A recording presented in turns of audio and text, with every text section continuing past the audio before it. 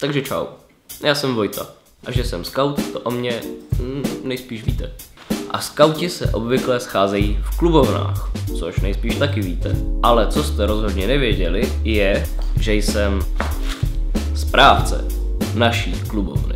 A jako správce naší klubovny jsem dostal za úkol rekonstrukci naší klubovny. To znamená, že jsme ji vymalovali, vymlátili jsme vlhkou omítku, vyhodili jsme staré police a vůbec všechno jsme dali do pořádku. To znamená, že naše klubovna je teďka úplně čistá a nic, absolutně nic v ní není.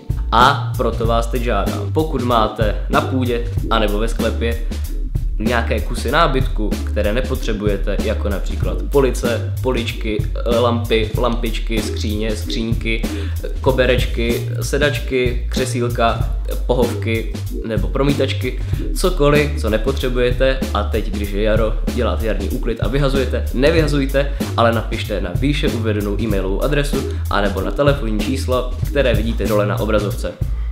Tak a pokud nemáte nic, co byste nám dali, můžete nám aspoň pomoci tím, že toto video sdílnete tlačítkem share anebo sdílet, aby to vidělo více lidí a více lidí víc ví a více lidí víc věcí, co by nám mohlo darovat, tak má. Zmáčknutí tlačítka share nic nestojí, možná tak jenom 3 vteřiny času a nám to velice pomůže a toto video se stane virální a naše klubovna bude nejlíp vybavená na celém světě. Předem vám všem za 88. oddíl z Brna, skautu od svatého Augustína, děkuju a mějte se, čau.